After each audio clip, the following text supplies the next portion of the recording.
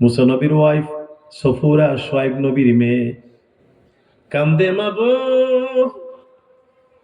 আমার স্বামী কই? আল্লাহ, অন্যদিন কথা বলতে গেলে আবার ফিরে চলে আসে, 7টা দিন হয় আমার স্বামীর খবর নাই রে আল্লাহ। স্বামীর চিন্তায় সফুরার খাওয়া দাওয়া বন্ধ, প্রায় খাওয়া দাওয়া। স্ত্রীর মতো স্ত্রী যারা, স্বামী যদি বাহিরে যায় স্বামীর জন্য টেনশনে থাকে, ঠিক কিনা বলেন? স্বামীর মতো স্বামী যারা, বাড়ি থেকে বাহিরে গেলে নিজের ওয়াইফের চিন্তায় পেরেশান থাকে, ঠিক কিনা বলেন? কেমনে থাকবে? কোন স্বামী কোন স্ত্রী যার কাছে আছে আতিউল্লাহ ওয়ার রাসূল, আল্লাহু আকবার জোরে বলো। যে স্বামীর কাছে আতিউল্লাহ আতিউর রাসূল আছে, যেই স্ত্রীর কাছে আতিউল্লাহ আতিউর রাসূল আছে, বলবেন হুজুর স্বামী স্ত্রী শান্তি নাই। কি নাই? বহু লোকে আমার কাছে দোয়া চায়, স্বামী স্ত্রী শান্তি নাই। শান্তি হবে কেমনে? আল্লাহ বলেন, আমার বন্ধুর আদর্শ মতো জীবন গড়ে তোলো, তাইলে তোমাদের লাইফটা সুন্দর হবে। বন্ধুর আদর্শ, নবীজি ফরমান, স্বামী স্ত্রী এক বালিশে ঘুমাও। কয় বালিশে? জোরে বলতে পারেন না? আপনি ঘুমাননি? এক বালিশে ঘুমান? তুমি কি ঘুমাই? তুমি বিয়ে করছো না? পিচ্ছি বলো। কয় হুজুর ঘুমাই, কথা তালে তালে কয় আর কি। আল্লাহু আকবার জোরে কর। এখন ওয়াইফ না তালে গিয়েছে, মনে মনে কয় যদি কোনোদিন বিয়ে করি, হুজুর যখন কয় বালিশ কয়টা? জোরে বালিশ কয়টা? এই জুবার আহমদ আনসারী সাহেব, বালিশ কয়টা? একটা বালিশ। এক বালিশে ঘুমাইবা। কয় বালিশ? আপনার নাম কি? এমদাদ সাহেব, বাড়ি কোথায়? এই গ্রামে? আপনার ওয়াইফ আসছেনি ওয়াজ শুনতে? তাহলে বাচ্চা গেছেন জীবনে। আজকে বালিশ কয়টা? এক বালিশে ঘুমাইবা।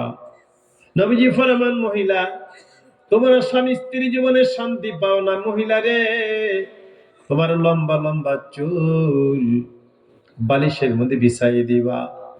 তোমার স্বামীরে কইবা তুমি আমার চুলের মধ্যে মাথা লাগাইয়া শোও।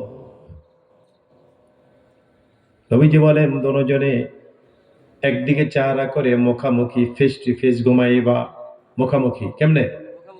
চেহারা সামনাসামনি। বলবেন ও পীরজাদা শফিকুল ইসলাম, সামনাসামনি ঘুমাইলিনি, মুখে আবার দুর্গন্ধ আসে। নবীজি বড় ডাক্তার, নবীজি বলেন শোনো, এক বালিশে ঘুমাবা মুখামুখি সামনাসামনি। এর আগে কাজ করো, পিওর মধু কালো জিরা চাবায়া চাবায়া খাও। মধু আর আসেনি, বাজারে আসেনি মধু, কালো জিরা আসেনি? থাকতে কালকে কিনেন। হুজুর বউ থাকলে না কিনতাম, বউ না থাকলেও কিনেন। নবীজি ফরমান, কালো জিরার মধু চাবায়া চাবায়া এক বালিশে সামনাসামনি মুখ কইরা ঘুমাও, ফেস টু ফেস।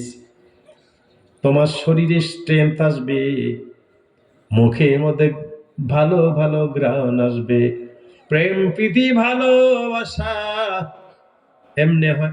আজকে পারা যাবে যাদের আজকে বাড়িতে গেলে বালিশ কয়টা? এই কথা কয় না। আরে বালিশ কয়টা? এই বালিশ কয়টা? এক বালিশ। আমার ভাইয়েরা বাবাজিরা, আপনি বাড়িতে যান, আপনার ওয়াইফ যারা ওয়াজ শোনে, বালিশ কিন্তু একটা সরাইয়া দিবে। আসুন আমার ভাইয়েরা, মুসা কালিমুল্লাহর ওয়াইফ কান্দে, নাম কি? সফুরা। মাশাআল্লাহ। আল্লাহ গো, এক সপ্তাহ হয়ে গেল আমার স্বামী ঘরে আসে না রে আল্লাহ। মুসা নবী 1 সপ্তাহ পরে জ্ঞান ফিরছে। আল্লাহ কয় মুসা জ্ঞান ফিরছে? কয় হ্যাঁ।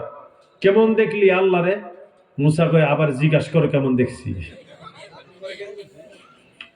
আল্লাহ বলে, মুসা রে তুমি বাড়িতে যাও তাড়াতাড়ি, তোমার ওয়াইফ তোমার টেনশনে পেরেশান।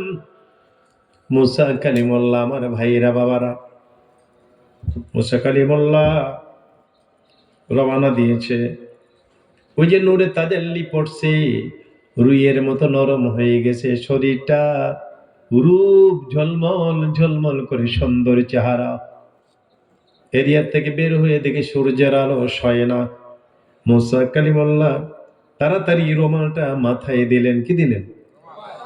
এই মাত্র জীবনের প্রথম একজন ব্যক্তি মাথায় রুমাল, রুমাল মাথায় মুসা কালিমুল্লাহ শিক্ষা দিলেন।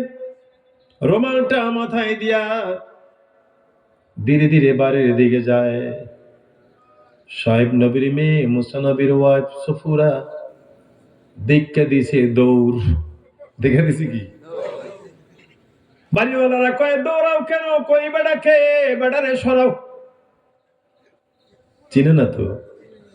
কি সুন্দর চেহারা, সুন্দর হবে না কেন? ফোকাস মারছে আল্লাহ, নূরে তাজাল্লি। আল্লাহ আল্লাহ। আবার মাথায় রুমাল। মুসা কালিমুল্লাহ বলে, ও সফুরা, ঘটনা বললেন। সফুরা কয়, স্বামী স্বামী ও একটা ওয়াদা দেন, হাসরে আপনার সাথে আমার হাসর হবে নি। মুসা কালিমুল্লাহ বলে, বেগম আমি মারা গেলে অন্য কারো সাথে বিয়ে বসবা না, তাইলে পরকালে হাসর হবে আমার সাথে। বলেন মারহাবা।